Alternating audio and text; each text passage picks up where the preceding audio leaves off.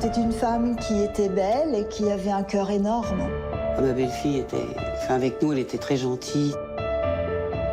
Ils étaient très amoureux tous les deux. Ce 26 mars 2004, Laurent Barry vient de découvrir le cadavre de sa femme, Valérie Barry. Les gendarmes ne peuvent que constater qu'il y a eu une scène d'une extrême violence. La cause première du décès, c'est un traumatisme crânien. On ne s'attendait pas du tout à avoir une nouvelle comme ça. Vous tombez de 300 étages. Vous savez plus trop quoi faire, quoi penser, quoi dire. La première pensée, c'est qui a fait ça? Qui a pu tuer ma belle-fille?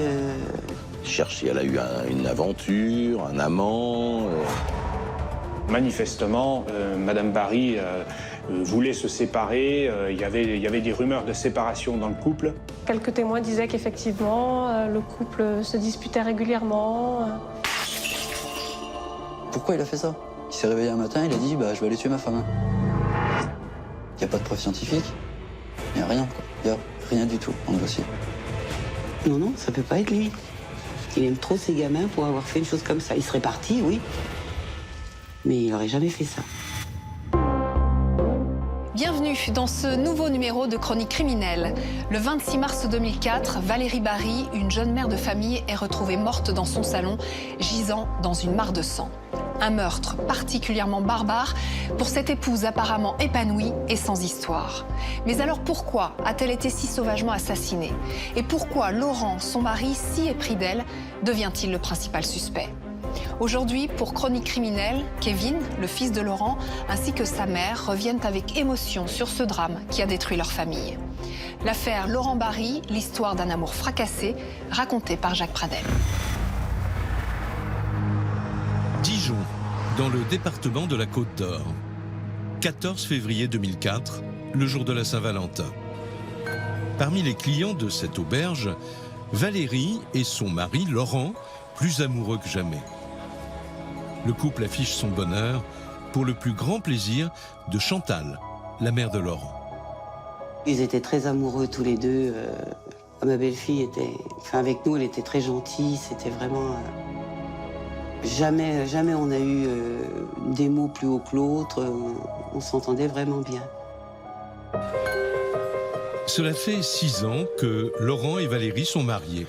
Et ce soir-là, ils s'offrent quelques heures, rien qu'à eux, avant de rentrer à la maison et de retrouver l'agitation de leur famille nombreuse.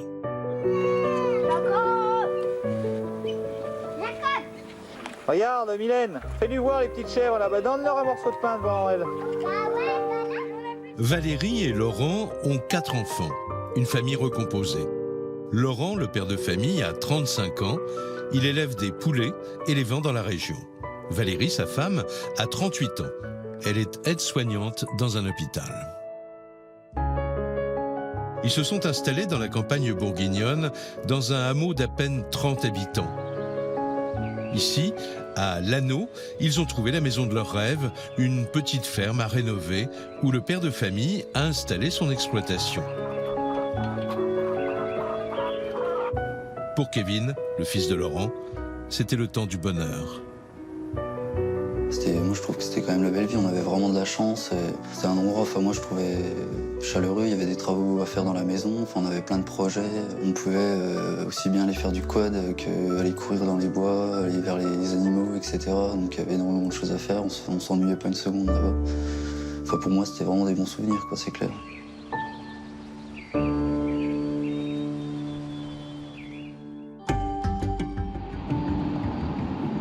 Un mois après ce dîner en amoureux, le 26 mars 2004.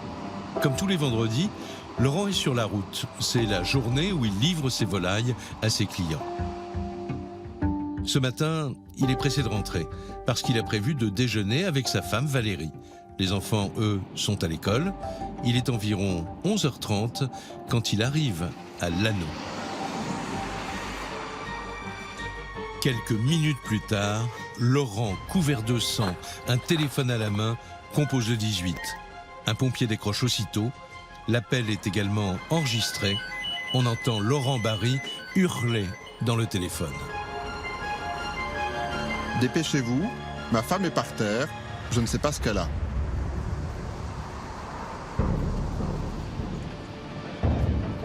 Il parle de ses chiens. Curieusement, il dit « Je ne sais pas où se trouvent mes chiens. Et il est arrivé quelque chose à ma femme. Elle est là, elle est pleine de sang, elle est couverte de sang. Elle a été tuée. » Dépêchez-vous, elle est par terre dans le salon. Il y a du sang partout, il y en a plein partout. J'en ai plein sur moi, j'ai soulevé sa tête, elle disait rien. Je trouve pas mes chiens. Ils sont où mes chiens? Les secours comprennent qu'il faut faire vite. 10 minutes plus tard, les sirènes transpercent le silence de la campagne pour rejoindre le petit hameau perdu au milieu des champs. Laurent Barry, les mains et le visage ensanglantés, attend devant la maison.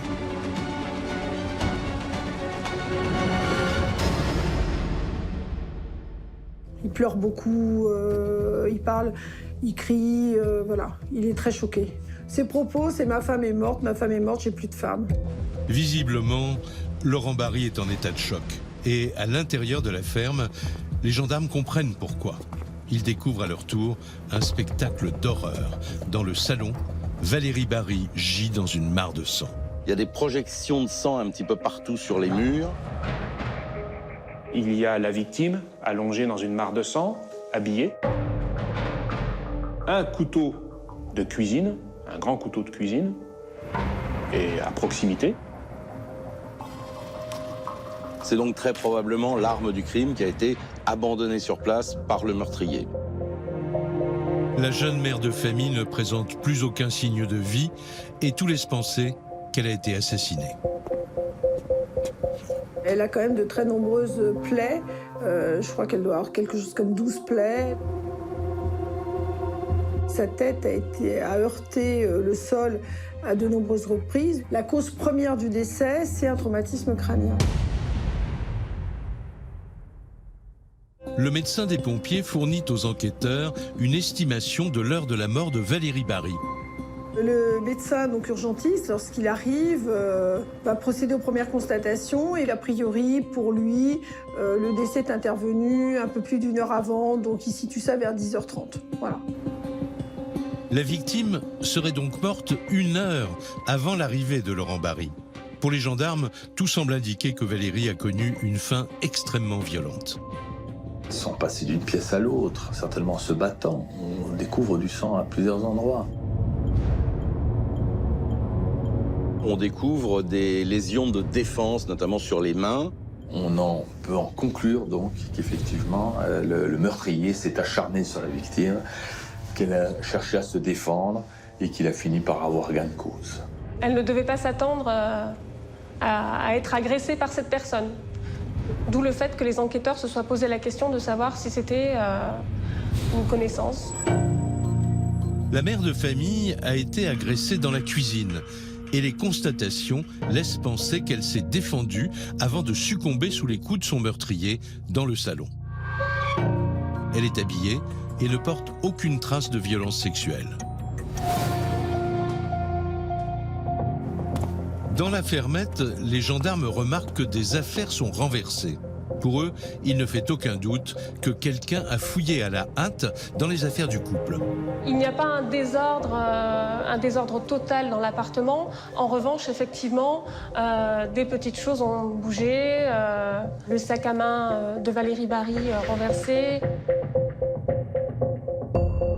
Ils vont constater qu'il y a une commode dont les tiroirs sont retournés, que la boîte à bijoux est retournée, que le tiroir caisse est retourné, enfin voilà. Comme si en fait, comme s'il y avait eu un cambriolage sur les lieux. En poursuivant leur constatation, les gendarmes remarquent que les chiens de garde de la famille sont enfermés dans une remise. Il y a 2 chiens, il y a un Rottweiler et un Border Collie. Tous les témoins disent que ces chiens sont à l'extérieur en permanence. Or là, les chiens sont enfermés dans un local attenant à la maison. En leur absence, n'importe qui a donc pu pénétrer dans la propriété. Laurent Barry, lui, est toujours prostré à l'extérieur. Pour lui, rentrer à nouveau dans la maison semble au-dessus de ses forces. Va être prise la décision de le l'hospitaliser, parce que vraiment, il ne va pas bien du tout à ce moment-là, il est vraiment dans un grand état de choc. C'est dans l'unité de soutien psychologique de l'hôpital de Dijon que les gendarmes vont faire hospitaliser le mari de la victime.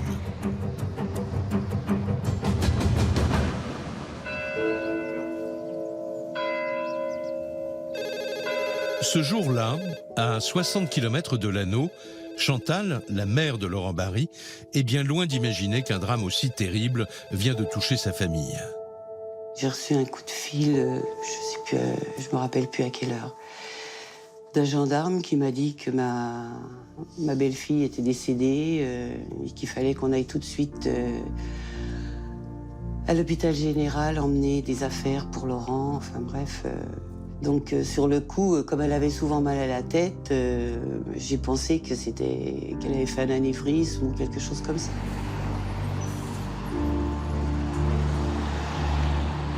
Donc on est parti à l'hôpital et on a su ce qui s'était passé que 5 heures après. Un gendarme qui nous a dit qu'elle avait été poignardée. Alors là, on est tombé des nues parce que franchement, on ne s'attendait pas du tout à avoir une nouvelle comme ça. C'est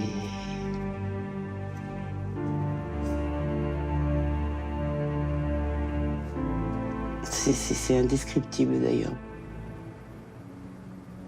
Kevin, le fils de Laurent Barry, n'avait que 12 ans à l'époque des faits. Mais il n'oubliera jamais ce 26 mars 2004. Vous tombez de 300 étages, quoi. Vous savez plus trop quoi faire, quoi penser, quoi dire. C'est dur à gérer, quoi. Honnêtement, de toute ma vie, j'ai jamais vu mon père. Déjà, je l'avais jamais vu pleurer, quoi.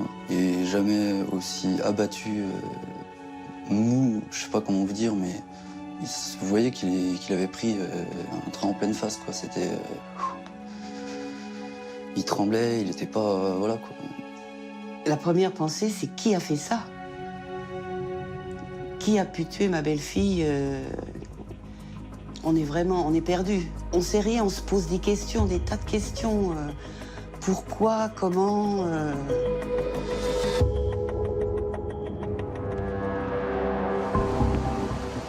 Dans l'unité psychologique de l'hôpital de Dijon, 6 heures après la découverte du corps de sa femme, Laurent Barry retrouve ses esprits. En fin d'après-midi, les gendarmes l'interrogent et le mari de Valérie leur raconte dans le détail la journée du drame.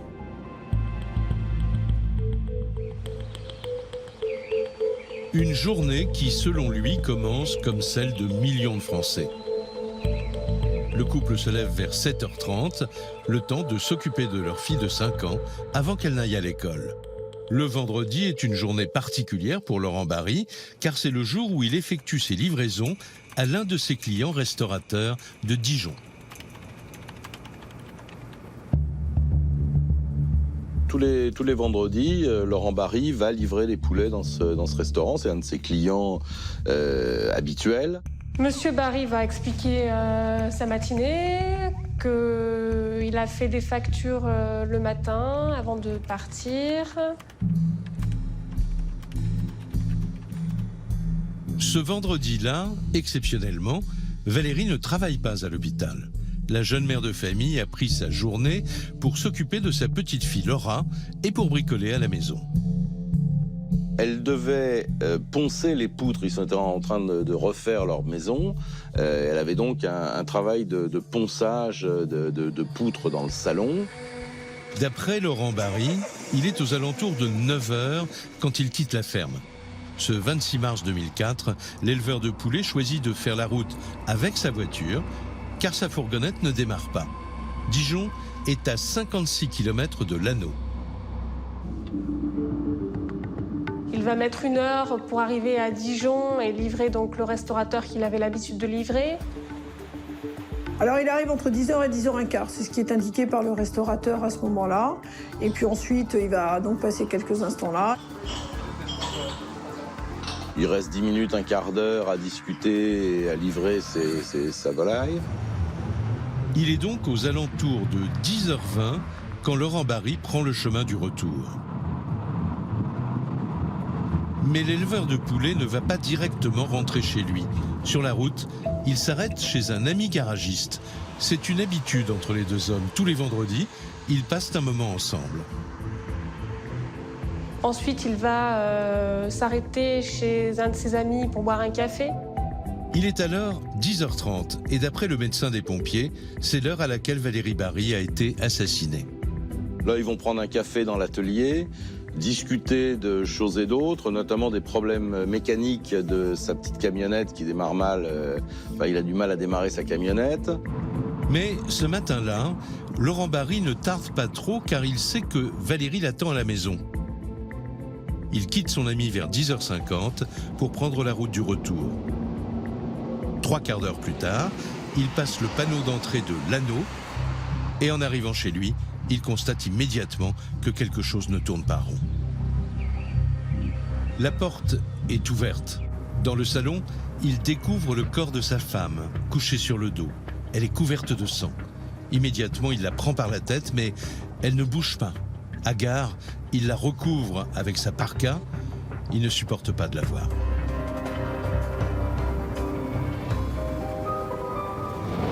La suite, les gendarmes la connaissent. 5 minutes après la découverte du corps, soit à 11h35, Laurent Barry les appelle complètement affolés. Pour les enquêteurs, l'urgence est de vérifier l'emploi du temps de l'éleveur de poulets afin d'établir s'il peut être lié à la mort de sa femme. Mais ils constatent que Laurent Barry a dit vrai. Monsieur Barry a un alibi, et puis un alibi solide. Il fait sa livraison, donc le restaurateur en atteste. Son ami, effectivement, va confirmer qu'il s'est bien arrêté chez lui pour boire un café. 10h30, ça peut pas être Monsieur Barry, parce que Monsieur Barry est en train de livrer ses poulets pendant ce temps-là. À aucun moment, il n'a donné l'impression à ses amis, à ses connaissances, d'être fébrile, d'être perturbé par quoi que ce soit.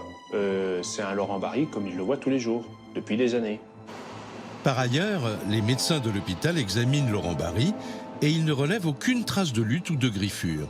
Les enquêteurs l'écartent de la liste des suspects et se mettent à la recherche d'autres pistes.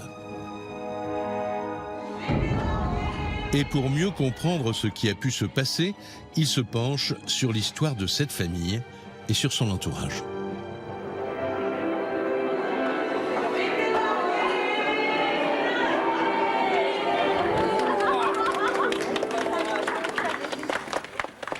En 1998, Laurent et Valérie se disent oui. Des êtres s'aiment et veulent engager ensemble leur avenir dans la tendresse et... Les jeunes mariés étaient fous amoureux l'un de l'autre. Il est alors brancardier à la clinique de Chenôve. Valérie, elle, y est aide-soignante. Le baiser de l'amour maintenant. Pour eux, ce mariage était le couronnement d'un véritable coup de foudre. Je pense qu'il était très amoureux d'elle. Il dit bien, ma femme, c'était tout. Enfin, à un moment donné, je crois, il dit, ma femme, ça a été l'explosion de tout. Pour essayer d'approcher sa future épouse, avant d'oser lui dire qu'il est amoureux d'elle, il va lui déposer des fleurs sur son pare-brise. Et donc elle va découvrir que c'était lui. Cet homme aussi amoureux, ça va la toucher. Valérie est divorcée et mère d'un petit garçon. Laurent, lui, vient de se séparer de sa compagne avec laquelle il a eu 2 enfants, Kevin et Mylène. 9 mois après leur mariage, une petite fille va naître de leur union, Laura. Laura, Pépé. Laura, coucou. Hey. Comment il fait le canard? Ok. À l'anneau, les voisins n'entendront plus les rires des enfants de la famille Barry. En cette journée de mars 2004, l'obscurité vient de s'abattre à jamais sur la petite ferme.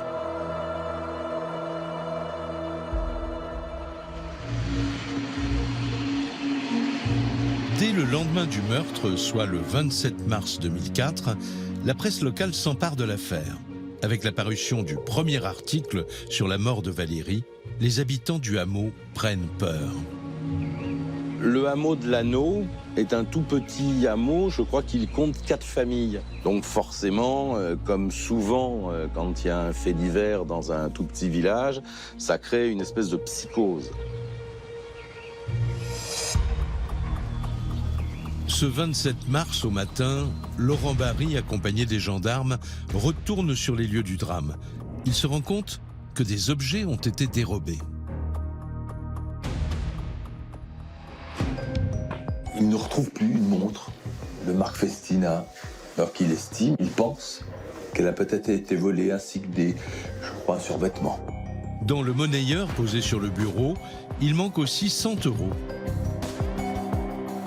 Le préjudice semble ridicule par rapport au crime qui vient d'être commis.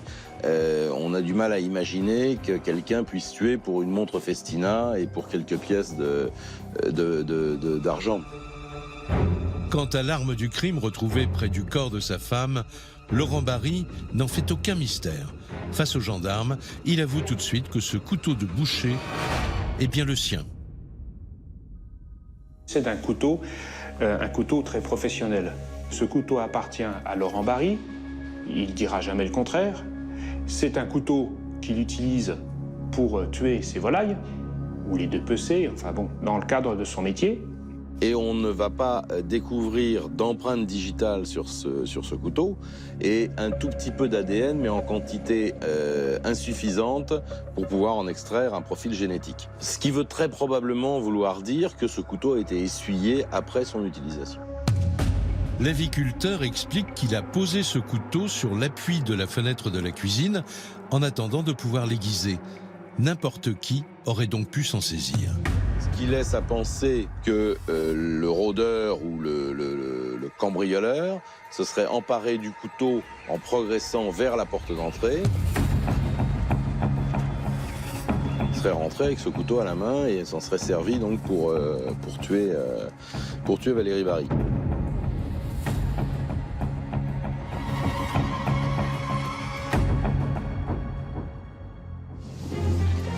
Trois jours après la mort de sa femme, Laurent Barry est autorisé à réintégrer son logement.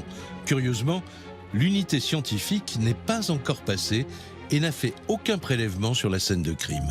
Ça a été figé une nuit. Ensuite, les scellés ont été retirés de la maison et donc les gendarmes ont dit à mes grands-parents qu'ils pouvaient venir nettoyer ce qui s'était passé. On a nettoyé tout le sang qu'il y avait, d'une porte à une autre, de la cheminée à la porte, enfin bref, il y avait des gouttes de sang partout, une grosse flaque de sang, on a tout nettoyé à l'eau de Javel avec mon mari. Et c'est quelque chose que je ne souhaite à personne. Mais Laurent ne trouve pas la force de vivre à nouveau dans cette maison. Il va donc avec ses enfants aller s'installer chez ses parents. C'est là qu'il trouve le soutien moral dont il a besoin. Et c'est l'occasion pour lui d'en dire un peu plus à son fils. Il est venu dans ma chambre, nous expliquer un petit peu, avec ses mots, comme on peut expliquer à un enfant de 12 ans, ce qui s'est passé, quoi. Sans rentrer dans le détail, évidemment. Mais... Il m'a dit donc qu'il était rentré, qu'il avait trouvé Valérie décédée, qu'il savait pas ce qui s'était passé. Et c'est tout, quoi. Il n'est pas plus rentré dans le détail que ça, et je pense qu'il a eu raison, quoi, honnêtement. Mais bon, après, nous, avec ce qu'on a vu dans les journaux, on savait... moi, je lui en ai pas parlé parce que je savais pas trop comment aborder le sujet, forcément. Donc, ouais, il était quand même abattu et il a vraiment mal, quoi.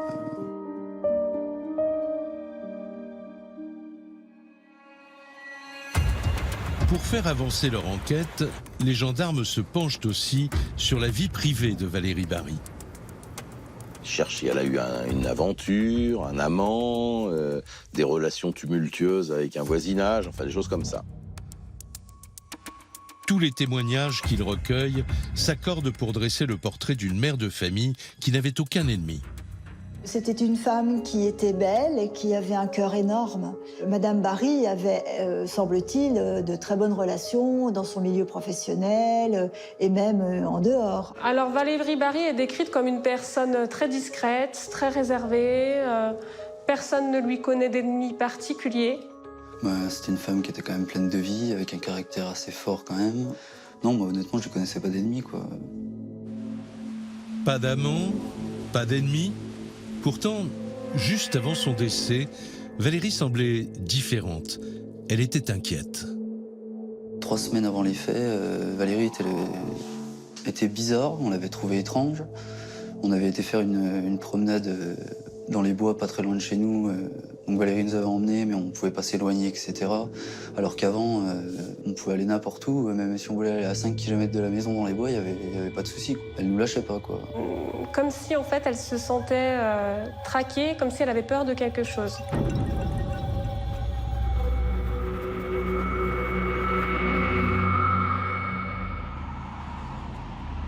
Les enquêteurs se focalisent sur ce nouvel élément. Ils se rendent à Lanneau pour interroger les voisins de la famille. Et tous les habitants du hameau leur racontent la même histoire étrange. Les jours précédant le drame, ils ont tous reçu des appels téléphoniques d'un mystérieux interlocuteur. On va voir qu'un certain nombre de voisins se plaignent d'avoir reçu des coups de fil anonymes la nuit, avec des bruitages au téléphone, des respirations, des choses comme ça. Des bruits de respiration, de longs gémissements, une voix âgée qui murmure des « je t'aime » très lentement. Les enquêteurs essaient de remonter jusqu'à ce personnage énigmatique. Parallèlement, pour faire avancer l'enquête, ils passent un appel à témoins dans la presse locale. Ils reçoivent un témoignage intéressant, celui de la buraliste de la commune voisine. Cette commerçante se souvient d'un client au comportement très étrange, 3 jours seulement après le meurtre. Un homme s'était présenté à son bureau de tabac pour acheter le journal. Cet homme se saisit du journal dans un état d'excitation, paye, quitte le magasin, et la buraliste va regarder ce qu'il fait. Eh bien, il va s'enfermer dans sa voiture et lire fébrilement le journal. La buraliste s'en souvient parfaitement. Ce jour-là, dans l'édition du quotidien régional, un long article est consacré au meurtre de Valérie Bary. Visiblement, l'inconnu était très pressé de le lire. Cette personne présentait une morsure à la main, que la buraliste a remarqué. Forcément, c'était surprenant. D'après la commerçante, cette trace de morsure était d'origine humaine et l'homme qu'elle a vu, de toute évidence, voulait se tenir informé de l'enquête sur la mort de Valérie. Pour les gendarmes, c'est une piste. Mais la buraliste ne parvient pas à leur dresser un portrait robot. Elle n'apporte aucun élément distinctif pour retrouver ce personnage inquiétant.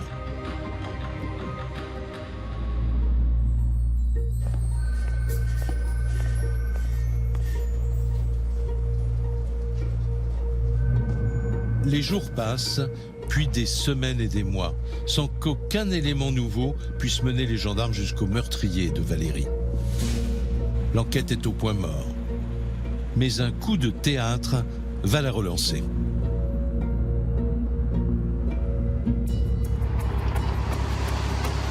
Six mois après le meurtre, Laurent Bary se présente dans les locaux de la section de recherche de Dijon. Il a beaucoup réfléchi à ce drame et il a une idée sur qui aurait pu commettre ce crime. Pour lui, il pourrait bien s'agir de son ancien associé. Laurent avait pris une personne pour l'aider à faire des conserves qu'il avait commencé à faire, tuer ses poulets, emballer les poulets et tout.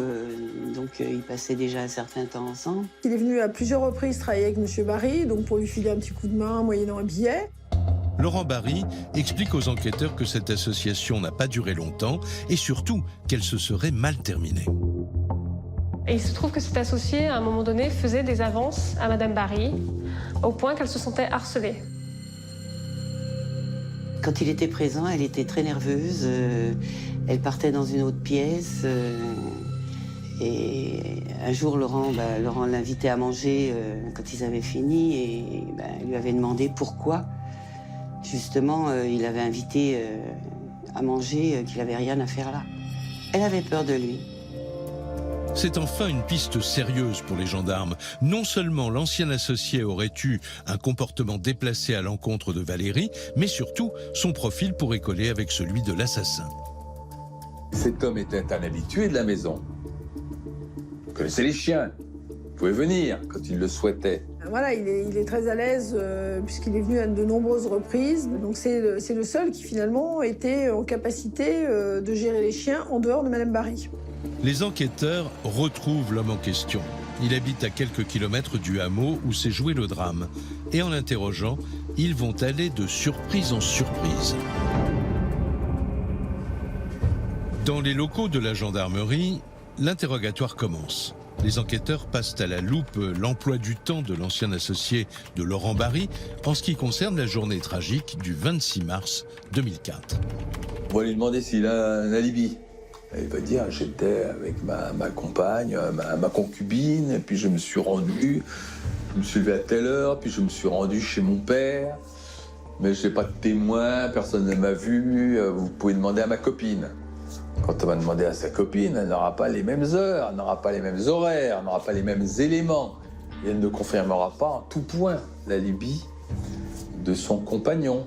Personne ne peut établir où il se trouvait à ce moment-là. Mais lors de son audition, l'ancien associé va retourner la situation à son avantage. Scandalisé par les accusations de Laurent Barry, il va faire des révélations qui vont bouleverser l'enquête. Car d'après lui, Valérie Barry voulait divorcer. Il va essayer de charger M. Barry en disant que effectivement, les relations dans le couple étaient tendues, qu'il y avait une grosse mésentente, que M. Barry était quelqu'un qui avait un tempérament à pouvoir avoir commis ce meurtre. Face aux gendarmes, l'ancien associé dépeint un portrait de Laurent Barry pour le moins inquiétant. Selon lui, l'éleveur de poulets était obsédé par les armes blanches et par son passé d'ancien militaire. Mais il dit, vous savez, Laurent Barry, c'était quand même quelqu'un de bizarre. C'était un ancien militaire, hein, et un jour, il s'est vanté auprès de moi d'avoir eu à égorger des ennemis. Et il avait mimé le geste en disant, on arrive par derrière, on les prend et crac, on les égorge comme ça. Et ce n'est pas tout. D'après cet homme, l'arme du crime, le couteau de boucher, n'était habituellement pas posé sur l'appui de fenêtre. Il a dit que le couteau qui a servi à commettre l'acte, normalement, il n'est pas dans la maison. Donc s'il est là, c'est très bizarre. Enfin voilà, il fait vraiment tout pour charger Laurent Barry. Les gendarmes vérifient les déclarations de cet ancien associé et ils découvrent que Laurent Barry a bien servi pendant 3 ans dans le corps des parachutistes. Blessé, il a quitté l'armée en 1990. Mais impossible de savoir s'il a eu à exécuter des ennemis. Laurent Barry n'a servi que très peu de temps à l'étranger. C'était à Djibouti. Voilà qui donne un éclairage un petit peu différent de Laurent Barry. Il n'a peut-être pas été très bien inspiré de dénoncer son associé, lui. Hein. Le témoignage de l'ancien associé réoriente les gendarmes vers la piste d'un drame conjugal. Ils découvrent que juste avant le drame, le couple que forment Valérie et Laurent serait au bord du désastre financier. Laurent Barry n'a pas eu de chance. À peine 1 an après le lancement de son exploitation, la canicule de 2003 fait des ravages. Avec la chaleur, tous ses poulets sont décimés. Il y a eu la sécheresse de 2003 qui a contribué, je pense, à le déstabiliser par rapport à ses projets. Les conditions climatiques de vie ont fait que, cela tournait plutôt à l'échec. C'est un coup dur pour Laurent Barry. Son entreprise est au bord de la faillite. Il ne reste plus que le petit salaire d'aide-soignante de Valérie pour subvenir aux besoins du foyer. Et donc, à la veille du meurtre, la semaine qui précède, on dit qu'il a les plus grandes difficultés financières. Son affaire n'est pas très viable, ça ne marche pas. Il n'y a pas que les difficultés économiques qui détruisent le couple. Laurent et Valérie se disputent souvent au sujet de leurs enfants respectifs. Le fils de Valérie Barry était venu vivre avec sa mère au domicile de monsieur. Ça se passait pas très bien entre monsieur Barry et son beau-fils. Alors c'est vrai qu'aux difficultés économiques s'ajoute le fait que c'est une famille recomposée, et qui dit famille recomposée dit rarement simplicité. Valérie m'avait téléphoné en me disant oui, je vais prendre un appartement, on va se séparer. Et je lui ai répondu, j'ai dit Valérie, mets ton fils chez son père. 3 mois avant le meurtre, le couple se déchire. En décembre, Laurent Barry quitte le domicile conjugal pendant une semaine.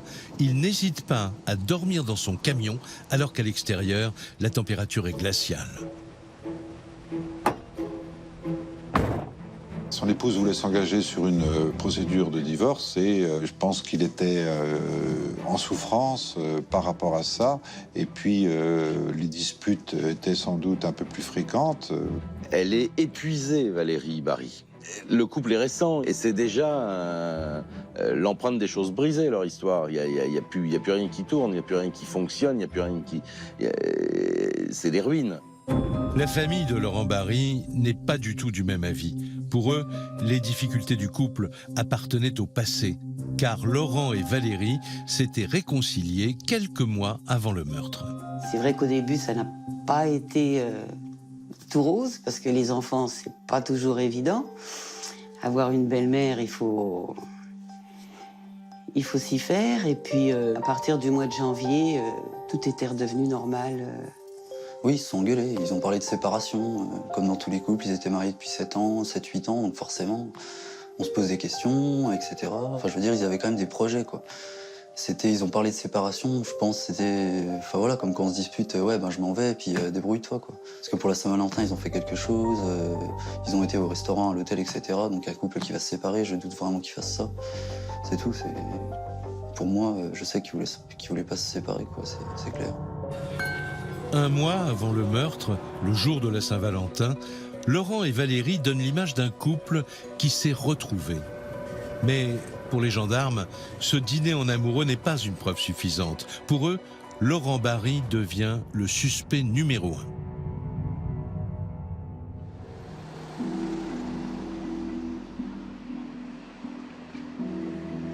1. 1 an et demi s'est écoulé depuis le meurtre.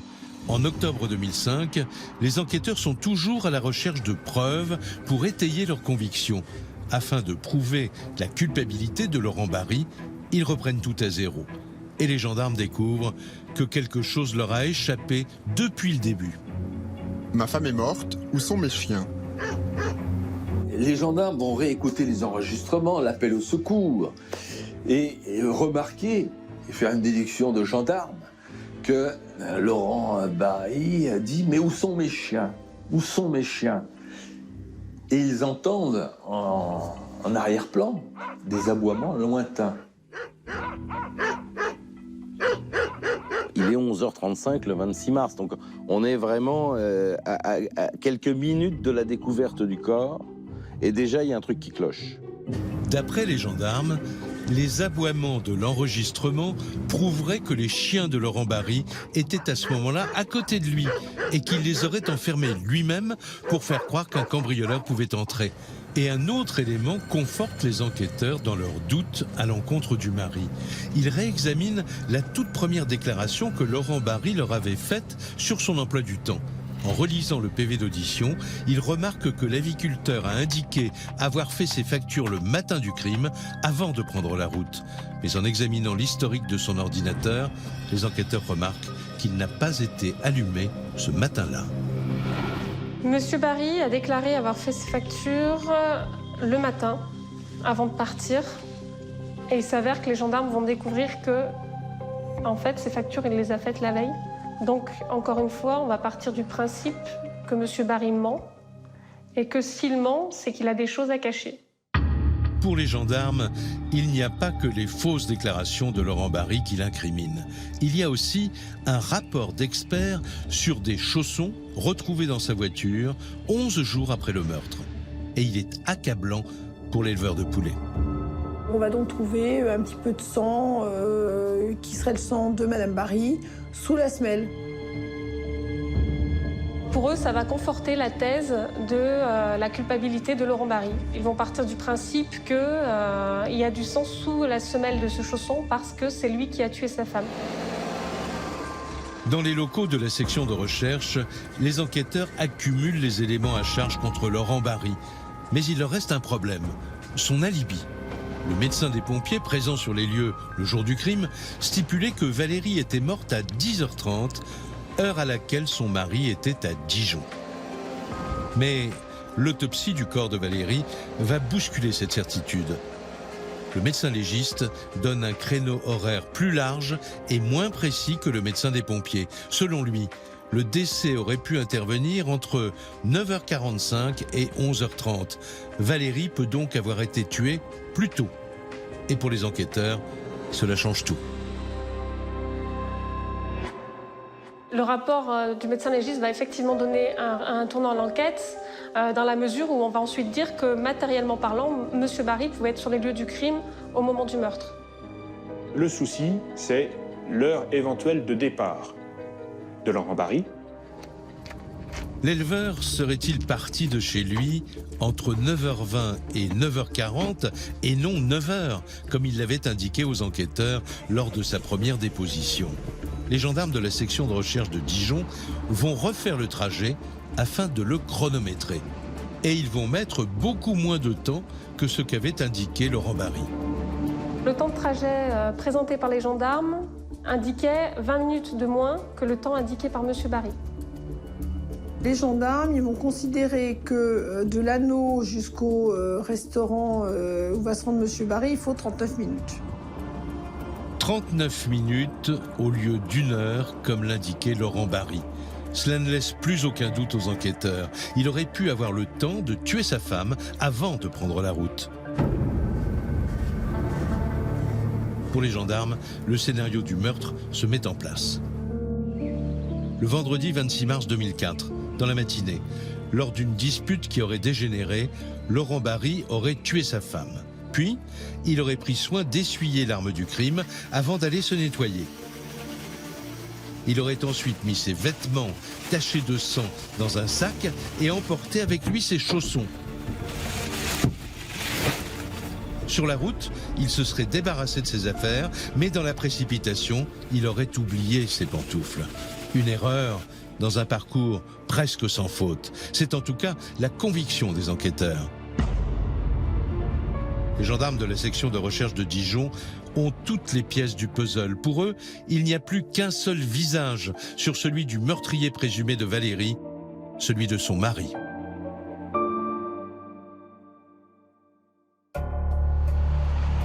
Le 17 janvier 2006, après 2 ans d'enquête, les gendarmes décident de placer Laurent Barry en garde à vue. Ils sont bien déterminés à obtenir ses aveux.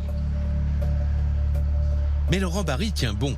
Le jour du meurtre, il réaffirme qu'il n'était pas présent. Il nie avec véhémence être le meurtrier de sa femme. Mais les gendarmes ne le croient pas. En garde à vue, il prend l'attitude du silence, en fait. Il nie les faits, il sent que l'étau se resserre, il se dit que c'est les dernières complications avant que soit les choses basculent, soit il soit définitivement innocenté. Parallèlement à la garde à vue, les enquêteurs organisent une ultime perquisition chez les parents du suspect. C'est là qu'il habite depuis 2 ans. En fouillant dans ses affaires, les gendarmes vont retrouver la montre Festina que Laurent Barry avait déclarée volée. Cette découverte va les conforter dans l'idée que le suspect ne leur dit pas toute la vérité. Donc ils vont eux tout de suite se saisir de cela pour dire donc vous avez simulé un faux cambriolage puisque cette montre vous ne l'aviez pas perdue. Et là évidemment c'est un grand moment de solitude parce que Laurent Barry, là je pense qu'il a compris que les choses basculaient dans le mauvais sens pour lui. 2 ans après le meurtre de sa femme et pressé par les questions des gendarmes, Laurent Barry finit par reconnaître qu'il a menti. C'est à la 29e heure de garde à vue que Laurent Barry va consentir, admettre, reconnaître qu'il a fait ce simulacre de cambriolage. Poussé dans ses derniers retranchements, Laurent Barry explique avoir simulé une scène de cambriolage parce qu'il avait eu peur d'être accusé du meurtre de sa femme. Aux gendarmes, il raconte tout. Il a vidé les tiroirs de la commode, il a renversé les affaires et surtout, il a caché sa montre Festina. Il finira par avouer qu'effectivement, il a organisé ce faux cambriolage parce qu'il avait peur finalement d'être suspecté. Et quand on est totalement innocent, ça ne vient pas forcément à l'idée d'essayer de se dédouaner en maquillant un crime. Laurent Barry ne s'arrête pas là. Il va aussi reconnaître du bout des lèvres que c'est lui qui a enfermé les chiens. Les explications par rapport à ses chiens seront confuses. Et quelque part, il voudra expliquer l'inexplicable, ce qui n'aura fait que rajouter au doute qui pèse. Après, il ne savait plus très bien si c'était sa femme qui les avait enfermés parce qu'il la gênait, si c'était elle qui lui avait demandé parce que souvent elle n'aimait pas être dérangée par les chiens qui aboyaient dans la cour, elle ne voulait pas les avoir dans la maison. Enfin, pendant ses dernières heures de garde à vue, Laurent Barry explique s'être disputé avec sa femme ce matin-là. Le matin, avant de partir, Laurent Barry, c'est lui qui l'indique. Il n'y a pas de témoin, donc il n'était pas obligé de le dire. Mais il dit oui, on a une petite dispute le matin, mais ça avait un trait au ponçage des poutres. Pour les gendarmes, le motif de la dispute ne serait pas celui avancé par le mari. D'après eux, ce matin-là, Valérie lui aurait dit une dernière fois qu'elle voulait le quitter. C'était vraiment quelque chose qu'il ne pouvait pas envisager, de se séparer. Il fallait la détruire.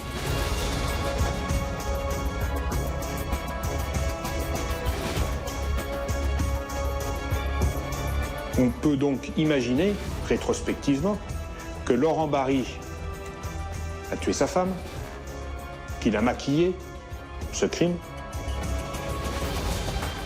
qu'il a enfermé les chiens.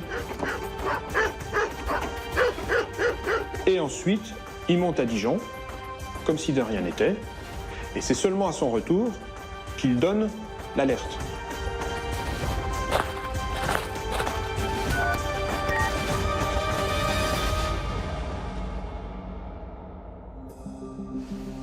En garde à vue, Laurent Barry niera toujours être le meurtrier de son épouse. Le 17 février 2006, soit presque 2 ans après la mort de sa femme, il est mis en examen pour homicide volontaire et il est écroué à la maison d'arrêt de Dijon.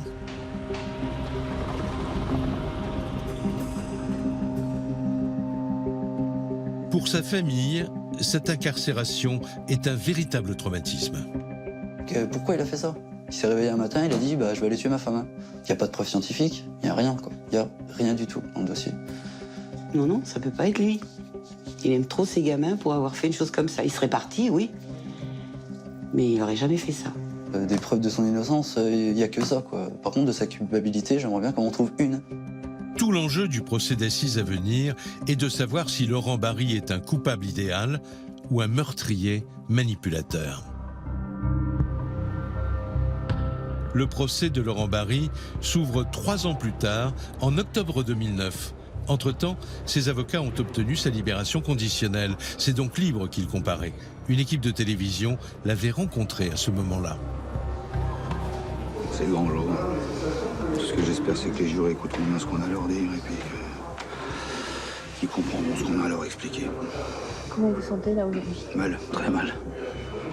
La bouche sèche, je suis assez nerveux et voilà quoi. 9 jurés vont devoir se prononcer sur la culpabilité de Laurent Barry. Et leur tâche s'avère complexe, puisque dans ce dossier, il n'y a qu'un élément tangible, le chausson de Laurent Barry, légèrement taché du sang de sa femme. Et ils ont été retrouvés donc 11 jours après dans la voiture. Si j'avais été l'auteur des faits, je pense que j'aurais été assez intelligent pour retirer les chaussons, alors que la gendarmerie m'avait appelé la veille pour me dire venez demain avec votre voiture. Je pense qu'il y a quand même un minimum. Mais les dénégations de Laurent Barry passent mal, car dans le box, il ne trouve pas ses mots et n'a pas l'attitude que les jurés attendent d'un innocent. Il parlait pas, il était vraiment renfermé. Il pleurait quand même assez souvent quand on évoquait Valérie, etc. Donc je pense que ça n'a pas joué en sa faveur. De rester vraiment, il était vraiment renfermé, un visage fermé, il avait l'air froid, etc. Je pense qu'à ce moment-là, M. Barry, il passe pas forcément très bien. Appelé à la barre, le médecin légiste donne le coup de grâce à l'accusé, car il revient sur ses conclusions concernant l'heure de la mort de Valérie. Ils ont dit que ça pouvait aller jusqu'à 9h, voire 8h30 et jusqu'à 11h30. Quoi. Donc en gros, il y a même plus d'heure précise du décès. Quoi. Il y a une fourchette qui, moi, me paraît vraiment trop large. Quoi. C'est simplement improbable, impossible et scandaleux. C'est-à-dire qu'on voulait absolument avoir la peau, on voulait absolument faire condamner la personne accusée, Laurent Barry. Pour la défense, le chronométrage réalisé par les gendarmes n'est pas réaliste. Bon, bah, c'est impossible. Je vous défie de le faire, honnêtement. Et puis n'importe qui. Ou alors vous le faites avec une voiture de gendarmerie avec les gyrophares et à 160 tout le long, quoi. Alors, où était le mari à l'heure du crime? C'est à cette question que le jury va devoir répondre.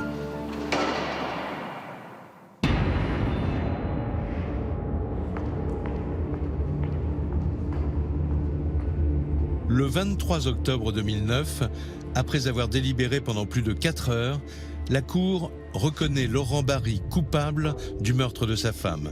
Il est condamné à 20 ans de prison. Je me suis dit, mon fils est perdu.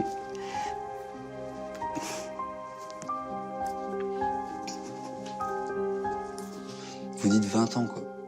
Je les avais même pas à l'époque, quand j'avais 18 ans. Je me dis, c'est bon, que je le reverrai plus. Moi, je m'en suis voulu parce que j'arrivais pas à parler à ce procès. Parce que j'ai pas réussi à dire ce que je voulais dire.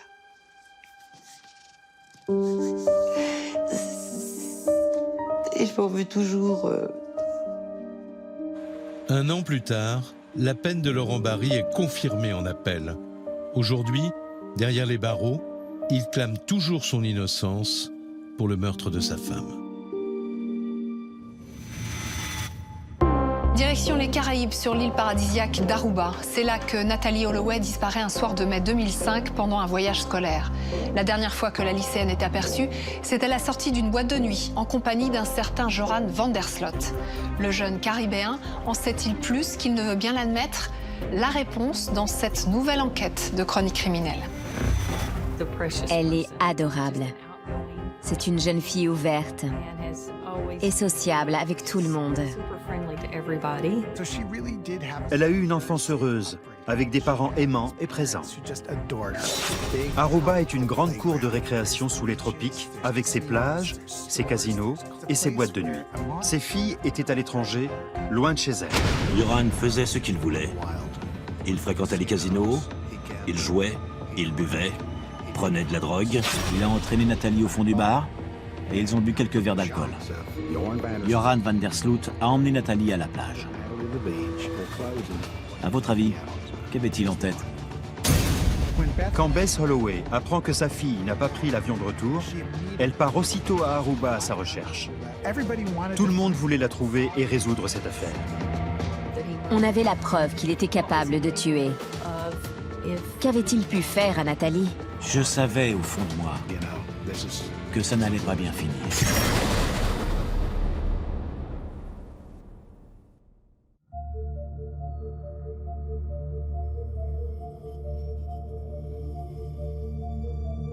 Mountain Brook, en Alabama. Voici Nathalie Holloway, 18 ans. La jeune fille grandit dans une famille aisée et réussit tout ce qu'elle entreprend. Jolie et surtout brillante à l'école, elle vient d'obtenir son diplôme de fin d'études. Nathalie était une élève studieuse. Elle cherchait l'excellence à l'école. Elle est adorable. C'est une jeune fille ouverte et sociable avec tout le monde. Elle était très intelligente et avait décroché une bourse pour l'université d'Alabama. Elle avait beaucoup d'amis, venait d'une bonne famille, était responsable et sympathique. Le rêve le plus cher de la jeune fille est de devenir médecin. Et ses parents comptent bien l'aider à réussir dans cette voie. Les parents de Nathalie, Dave et Beth Holloway, sont divorcés, mais ils ont tout fait pour qu'elle n'en souffre pas. Il l'adorait et s'occupait beaucoup d'elle. Elle a eu une enfance heureuse, avec des parents aimants et présents. Avant d'entrer à l'université, Nathalie décide de célébrer la remise de diplôme avec ses camarades lors d'un voyage scolaire organisé à Aruba, une île paradisiaque située dans les Caraïbes où les étudiants américains ont l'habitude d'aller faire la fête. J'ai d'abord refusé tout net. Ça coûtait 988 $ ou quelque chose comme ça. J'allais pas payer autant pour un voyage à Aruba. C'était trop. Et puis j'ai fini par céder. Je voulais te donner ça. Papa, c'est... Je veux que tu saches que je suis fier de toi. Merci. Tu sais que j'étais pas chaud pour que tu partes à Aruba parce que je suis un peu vieux jeu. Pour ma remise de diplôme, on est juste allé au resto. Je serai prudente, promis. Je l'ai embrassé, félicité et je suis rentré. Je te laisse avec tes amis. D'accord. Et c'est la dernière fois que je l'ai vue. Bess, la mère de Nathalie, la met aussi en garde. Aruba est une île néerlandaise connue pour être un endroit où tous les excès sont permis. À Aruba, on a le droit de boire à 18 ans. Promets-moi de faire attention dans les bars. Papa m'a déjà prévenu. Tant mieux. Quand? À la remise des diplômes. Écoute, Nathalie. J'ai entendu parler d'un produit que des hommes mettent dans les boissons des filles. Je serai avec mes amis. On fera attention les unes aux autres. On sera 130. T'inquiète pas, maman. Bess est une femme formidable, douce, aimable, sociable, très intelligente, très fine et très tenace. Le matin du départ, le 26 mai 2005, vers 4 heures, Bess Holloway dépose sa fille Nathalie chez une amie. Elles iront ensemble à l'aéroport. Ce n'est pas la première fois que le lycée organise un voyage de fin d'année à Aruba, alors Bess essaie de se raisonner et de ne penser qu'à la joie de sa fille. Salut. C'est la dernière fois qu'elle verra Nathalie.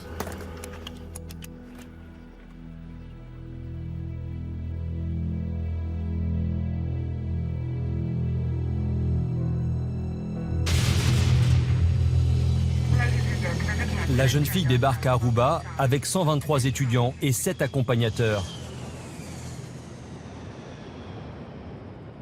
Ils vont résider à l'hôtel. Pendant ce séjour, il n'y aura ni couvre-feu, ni surveillance accrue de la part des animateurs. Aruba est une grande cour de récréation sous les tropiques, avec ses plages, ses casinos, ses boutiques et ses boîtes de nuit. Les Américains s'y sentent bien. Tout le monde parle anglais et les commerces acceptent les dollars. C'est une île de cartes postales, où l'on est bien, à l'abri du crime et des soucis. Mais chaque médaille a un revers. Et ce ne sont pas les problèmes qui manquent sur l'île. Nathalie passe les 3 premiers jours sur l'île à bronzer, danser et surtout à boire de l'alcool, ce qui n'est pas dans ses habitudes. Cette photo a été prise à Aruba le 29 mai 2005, le dernier jour du voyage. Le même soir, Nathalie et ses amis font un crochet par le casino de leur hôtel. Ça va? Pas trop, je perds. Ils font la connaissance de Joran van der Sloot, 17 ans. Salut, Hey. je m'appelle Joran. Yo. Joran, je suis néerlandais. Oh, moi c'est Nathalie. Nathalie, américaine? Oui, c'est notre voyage de fin d'année. Je suis aussi un étudiant en vacances. C'est le premier mensonge du jeune homme. En réalité, Joran habite à Aruba et n'est pas du tout un touriste. Les garçons de l'île avaient leurs entrées dans les hôtels et se faisaient passer pour des clients. Ça mettait tout le monde en confiance. On les prenait pour des étudiants étrangers qui séjournaient dans tel ou tel hôtel de l'île. Venez à notre table si vous voulez. Venez. En fait, on va tous au Carlos and Charlie's. Venez avec nous. Pour faire la fête une dernière fois avant leur départ, Nathalie et ses amis ont en effet prévu de passer la soirée dans un club local. Joran van der Sloot ne se fait pas prier et rejoint les filles avec 2 copains, les frères Kalpoe, Deepak et Satish. Les frères Kalpoe n'étaient pas des mauvais garçons.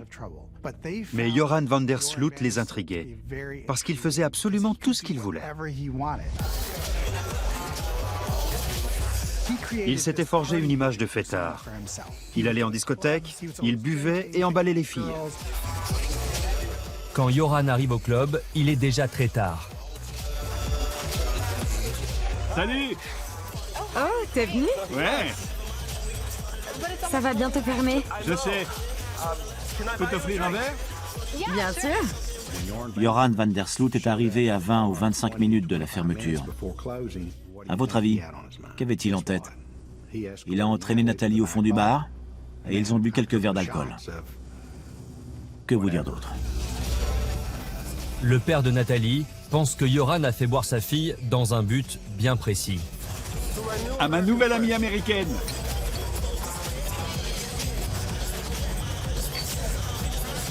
Ah, c'est infect. Non, non, bois. T'es sûr? Allez. Ah, ça va fermer. Attends. J'ai une idée. C'est ta dernière nuit à Aruba, non? Est-ce que tu as vu les requins? Quel requin? Les requins, près du phare. On peut les voir que la nuit. Tu me fais marcher. Je te mentirais?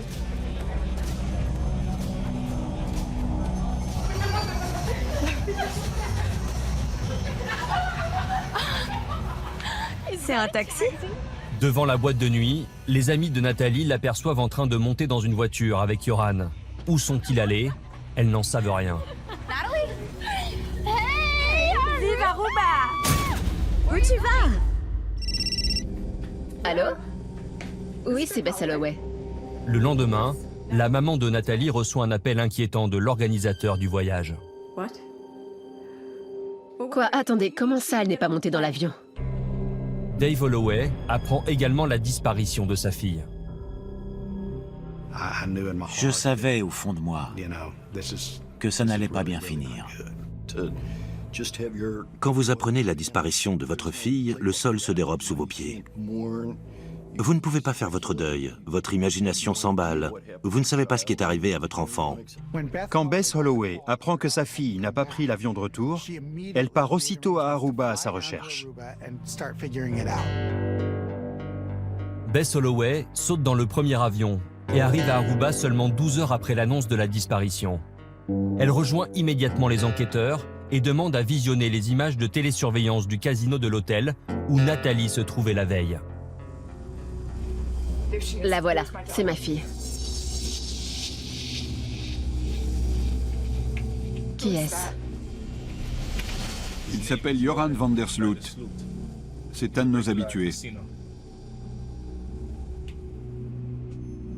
Je veux lui parler. Je suis allé à Aruba et j'ai questionné les gens des casinos sur Joran van der Sloot. Tout le monde le connaissait. Joran faisait ce qu'il voulait. Il fréquentait les casinos, il jouait, il buvait, prenait de la drogue, etc.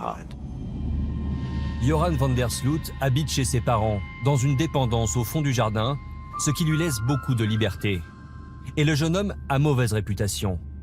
Il est connu pour aborder les filles le dernier soir de leur séjour, afin de les droguer et abuser d'elles sans jamais être inquiété.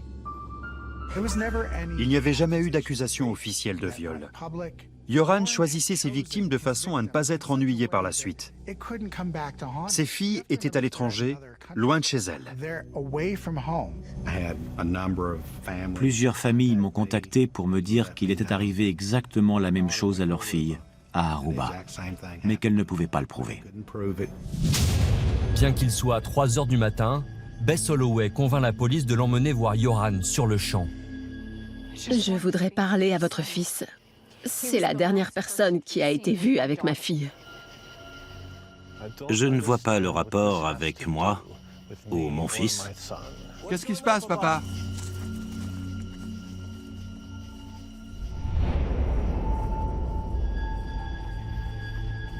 Je m'appelle Bess Holloway. Ma fille a disparu. Et vous êtes la dernière personne que l'on a vue avec elle dans cette voiture. C'est la fille avec qui j'ai pris des verres au bar. Où est-elle? Je ne sais pas. On l'a déposée à son hôtel. Vous l'avez déposée? Yoran, ne dis plus rien. Quoi? Mais qu'est-ce qui se passe? Je suis avocat. Mon fils n'est pas obligé de vous répondre. Qu'est-ce que vous voulez savoir? On s'est rencontrés au casino, on a pris un verre au bar, on a flirté un peu à l'arrière de la voiture alors que mes amis Satish et Deepak étaient à l'avant, et on l'a déposée. Je veux un mandat de perquisition pour fouiller cette voiture et cette maison. Pas question. Faites quelque chose. Aidez-moi, s'il vous plaît. Désolé, je ne suis pas habilité à le faire.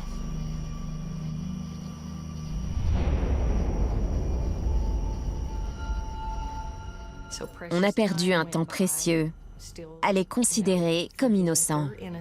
Du moins, ils l'étaient aux yeux de la police. Pourtant, Yoran et ses deux amis ont un comportement très suspect. Dès le départ de la mère de Nathalie, ils s'empressent de laver leur voiture, jusque dans les moindres recoins. Pourquoi nettoyer la voiture en plein milieu de la nuit? Devant la police et Bess Holloway, Yoran a déclaré avoir déposé Nathalie à son hôtel. Mais les caméras de surveillance prouvent le contraire. Elle n'est pas rentrée à l'hôtel, ni par la porte principale, ni par aucune autre. 48 heures après la disparition de Nathalie, Dave Holloway prend l'avion pour Aruba. Il s'attend au pire. Je n'ai rien dit à personne, mais je savais qu'elle était partie. Si on dépasse les 24 à 48 heures après une disparition, c'est qu'il n'y a presque plus d'espoir possible. Vous ne faites rien. Rien. Nous faisons notre possible. Votre possible? Vous n'avez rien fait. Vous avez fouillé chez lui? Vous avez regardé dans sa voiture? Non! Bess est à bout de nerfs. Mais pour la police, il n'y a pas de quoi s'inquiéter. Ils ont l'habitude et Nathalie ne devrait pas tarder à réapparaître. C'était vraiment frustrant, parce qu'ils nous disaient tous les jours qu'ils allaient retrouver Nathalie. Dave Holloway décide d'organiser lui-même des recherches, aidé par des proches qui le rejoignent à Aruba. En Alabama, quand les médias locaux apprennent la disparition de Nathalie, il dépêche des journalistes sur place. Je suis allé à Aruba quelques jours après sa disparition. Toutes les radios d'information, les magazines, les journaux ont couvert l'histoire. Même le New York Times. Bess passait des heures et des heures par jour en interview. Ils savent qui, ils savent où, ils savent quand, ils savent comment. Et ils savent pourquoi. Je ne comprends pas ce qu'ils attendent. Je ne comprends pas. Toutes les mères d'Amérique pouvaient s'identifier à Bess Holloway et s'imaginer dans un pays étranger, à la recherche de leur enfant. Le 9 juin 2005, sous la pression du public, la police arrête Yoran et les frères Kalpoe pour les interroger sur la disparition de la jeune fille. Nous les avons déposés tous les deux, Yoran et Nathalie, à l'hôtel. Yoran van der Sloot et les frères Kalpoe sont interrogés. Mais il y a des incohérences dans leurs déclarations. Yoran van der Sloot et les frères Kalpoe ont dû trouver autre chose à dire, parce que les caméras de surveillance montraient bien qu'ils ne les avaient pas déposés à l'hôtel. Yoran m'a appelé vers 3 heures du matin et m'a dit que Nathalie s'était endormie sur la plage. Il l'a laissée là. Comme Yoran ne pouvait plus dire qu'il l'avait déposée à l'hôtel, il a dû inventer une autre histoire. Il a commencé à dire qu'il l'avait laissée sur la plage. Et à partir de là, sa version des faits n'a pas arrêté de changer. À ce moment-là, on était presque sûr que l'un des garçons finirait par se retourner contre les autres en passant aux aveux. Ça se passe toujours comme ça. On voulait des réponses. Qu'ils répondent et qu'on puisse rapatrier Nathalie. Tout le monde pensait qu'il finirait par craquer, qu'il dirait la vérité. La famille pourrait faire son deuil et saurait ce qui s'était passé. Mais il n'a rien voulu dire. Face au mutisme des trois amis, Dave Holloway se rend devant la prison où Yoran se trouve. Il espère croiser Paulus van der Sloot, le père du garçon, et le convaincre de l'aider. J'avais l'intention d'attendre qu'il sorte pour avoir une conversation avec lui. Monsieur Van der Sloot? Oui? Qu'est-ce qui se passe? Je suis le père de Nathalie. Je veux vous parler. Je lui ai serré la main si fort que son bras en tremblait, et le mien aussi. Écoutez, monsieur Holloway, je vous comprends, mais vous devez me comprendre aussi. Je dois tout faire pour protéger mon fils, et je le ferai. J'ai su alors qu'il était mêlé à la disparition de Nathalie. La famille de Nathalie engage un détective privé pour enquêter sur les agissements du père. Et la police va lui emboîter le pas. Paulus van der Sloot était en garde à vue, parce que la police était persuadée qu'il était impliqué. Monsieur Van der Sloot? Pourquoi courez-vous? Pourquoi êtes-vous en garde à vue? Pourquoi courez-vous? Nous ne saurons jamais quel rôle Paulus van der Sloot a joué, parce qu'il est décédé. Je pense qu'il est mort à la suite du stress généré par cette affaire. Le 3 septembre 2005, Van der Sloot et les frères Kalpoe sont libérés, faute de preuves. Les habitants d'Aruba ne voulaient pas faire peur aux touristes. Tout ce qu'ils voulaient, c'était qu'on ne parle plus de tout ça. Si les autorités locales veulent étouffer l'affaire, les médias américains, eux, se déchaînent. Nouvelles informations dans l'affaire de l'adolescente américaine disparue à Aruba. Du nouveau sur Joran Van der Sloot. Bess Holloway garde espoir de retrouver sa fille vivante. Avec à peine 190 km² à couvrir, la famille pense que les recherches vont être rapides. Tout le monde voulait la trouver et résoudre cette affaire. Tout le monde avait une idée de l'endroit où elle était. Il y avait des bateaux entiers de journalistes. Ils parlaient à la police. Il y avait des journalistes dans tous les coins de l'île, à retourner toutes les pierres. Aidés par les volontaires et les journalistes, les forces de police passent l'île au peigne fin. En vain. 3 mois passent et toujours rien.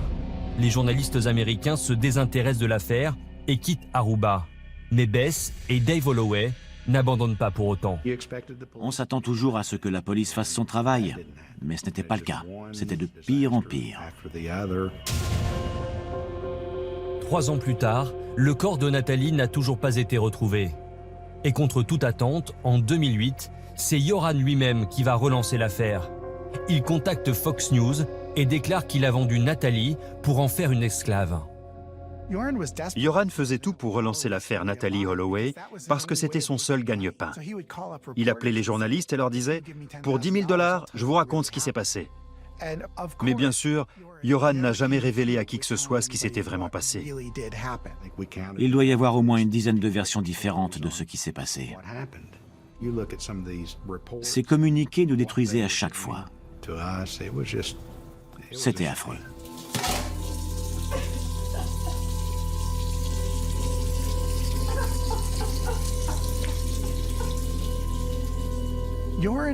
Joran exploitait le malheur des autres. Tant qu'il en tirait un profit, tant qu'il obtenait ce qu'il voulait, il se fichait de leur faire du mal. Car après la mort de son père, décédé subitement d'une crise cardiaque, Joran se retrouve sans argent, ayant dilapidé tout son héritage au casino. Le jeu, l'argent, il ne vivait que pour ça. C'est tout ce qu'il aimait faire. À 22 ans, Joran est ruiné et sans ressources. Il tente alors le tout pour le tout et envoie un mail à John Kelly, l'avocat de la famille Holloway. Sous un nom d'emprunt et contre 250 000 $, il propose de lui révéler où se trouve le corps de Nathalie.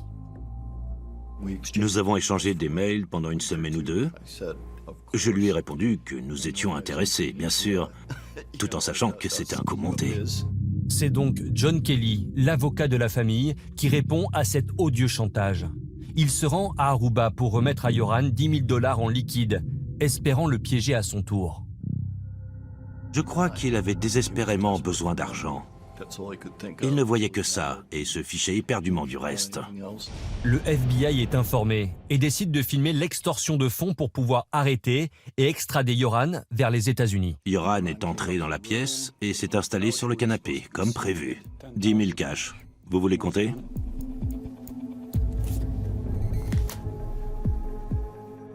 Et les 15 000 autres ? On vous les transférera.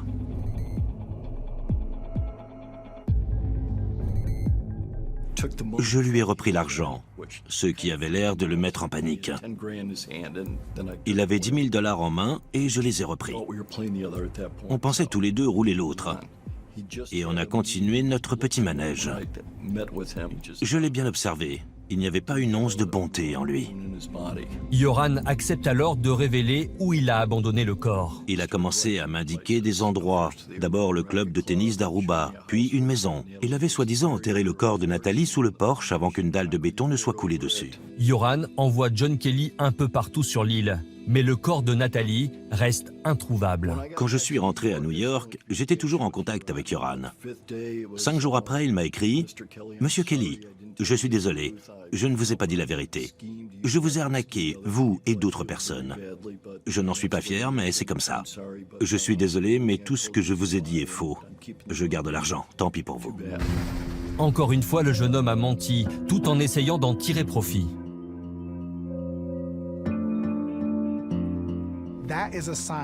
On a là un sociopathe.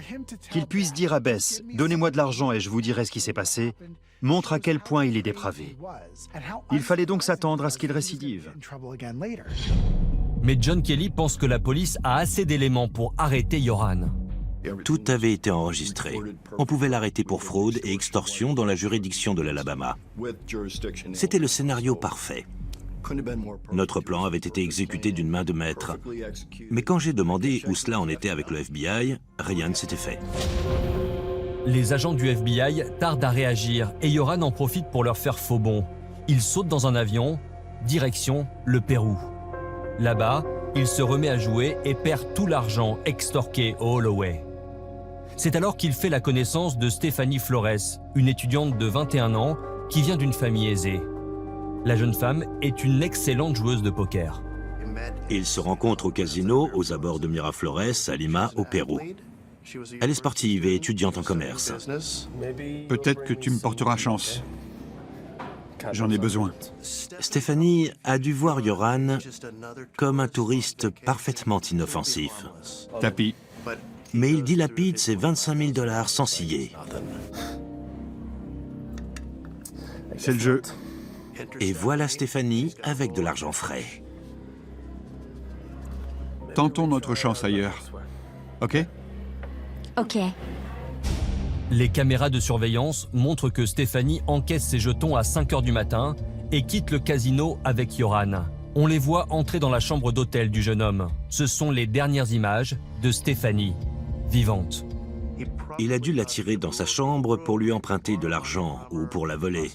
Allez savoir. Mais la version de Yoran n'a rien à voir. Il dit qu'ils sont allés dans sa chambre pour jouer en ligne. Selon lui, elle aurait commencé à regarder sa page Facebook. Et en parcourant les réseaux sociaux, elle a compris qui il était. Vandersloot? Tu t'appelles Vandersloot? Et alors? Tu es Yoran Vandersloot? Celui qui a tué Nathalie Holloway. Où tu vas? Je reste pas ici. Tu n'iras nulle part. Parce qu'il a peur qu'elle le dénonce à la police, Yoran l'empêche de partir et ne recule devant rien. Elle se débat. Il se met à la frapper de toutes ses forces. Stéphanie a la nuque brisée. Elle est probablement paralysée, mais encore vivante quand il la traîne au sol. Il prend une douche alors qu'elle est écroulée au sol, paralysée et respirant à peine. Il veut prendre la fuite, mais réalise qu'elle est encore vivante. Il prend la chemise qu'on le voit porter sur les images de vidéosurveillance et il l'étouffe avec. Quand elle meurt enfin, il prend la chemise avec laquelle il vient de l'étouffer et qui est couverte de sang et l'habille avec. Pour parfaire son crime, Yoran donne au corps de Stéphanie une pose suggestive. Elle est morte, elle ne pourra pas parler. Alors il s'en va.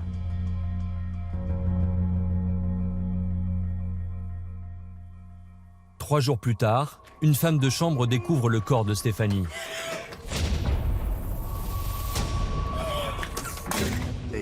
Ils disent à la famille qu'ils sont presque sûrs que c'est Stéphanie. Mais un proche doit venir à la chambre 309 identifier le corps. Monsieur Flores, pouvez-vous identifier ce corps? Est-ce votre sœur?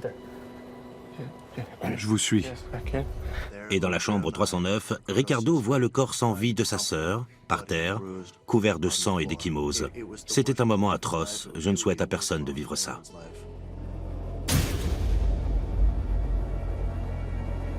De son côté, Joran a pris la fuite. Il tente de rejoindre le Chili par tous les moyens, car il se doute que la police est à ses trousses. Il a fait entre 4 et 5 000 km en 3 ou 4 jours avant d'être arrêté. Quand on y pense, c'est la moitié des États-Unis. En cavale, il change d'apparence. Il se rase et se teint les cheveux. Il change de vêtements et ne garde avec lui que l'essentiel, à quelques exceptions près, comme son ordinateur portable.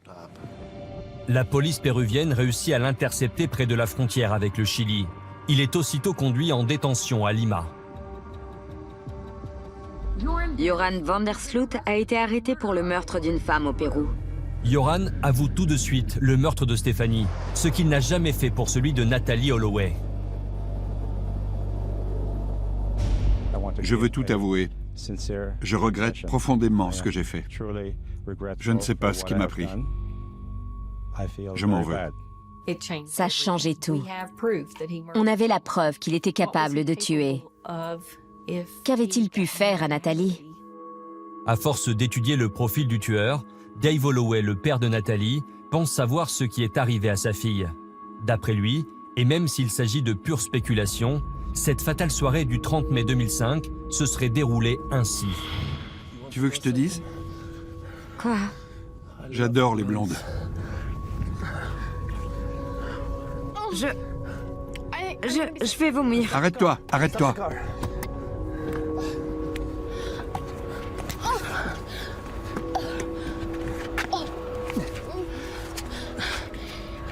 Il faut que je sorte. Vous pouvez y aller.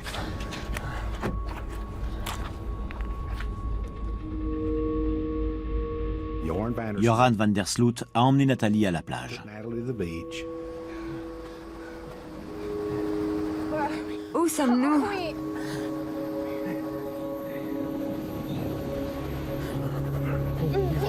Non, non. Écoute. T'es ivre. Je vais m'occuper de toi. Laisse-toi faire. Arrête!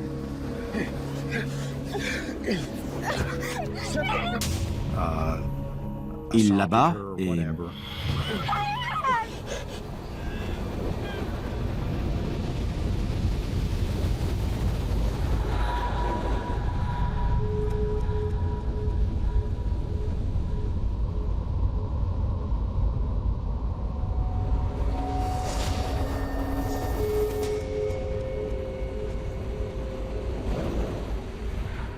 Il finit par la laisser dans les buissons, peut-être.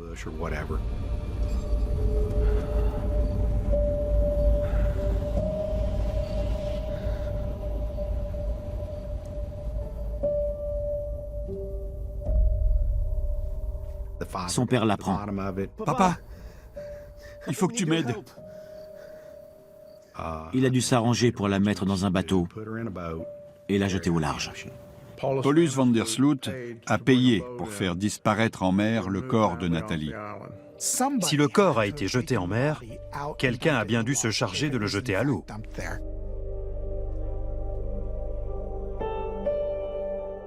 Quelqu'un s'est débarrassé du corps de Nathalie dans l'océan.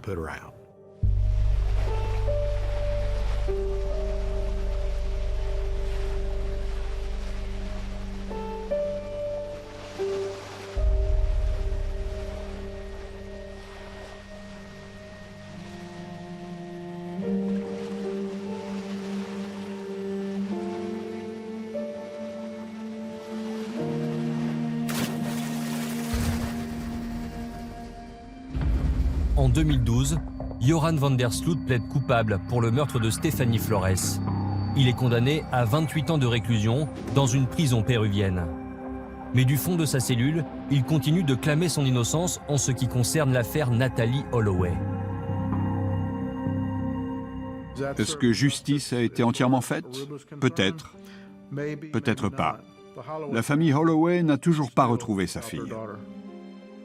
Il est en prison, et dans l'une des pires qui existent au monde. Je me dis qu'il y a une justice divine. Pour un enfant de milieu aisé, ayant grandi dans les îles, les conditions de détention sont insupportables. Va-t-il survivre seulement 10 ans? Allez savoir, il est plein de ressources, il va tenir.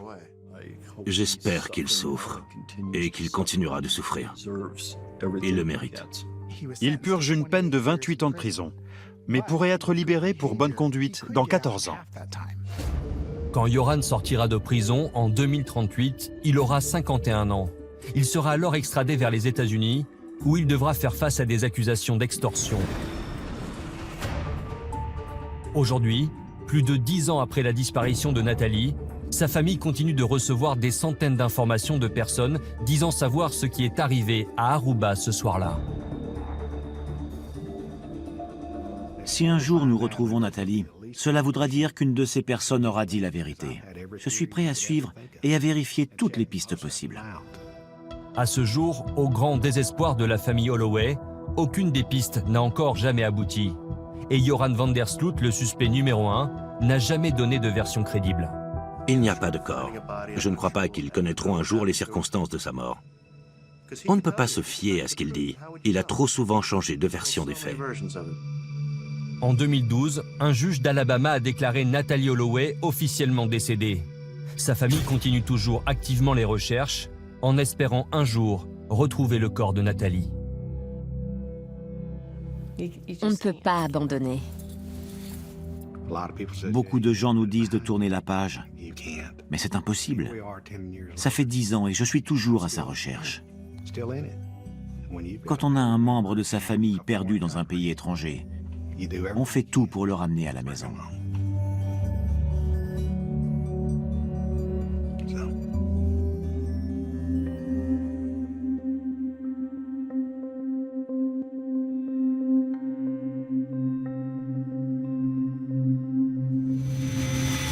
Chronique criminelle, c'est terminé pour aujourd'hui, mais je vous retrouve très vite pour de nouvelles enquêtes inédites.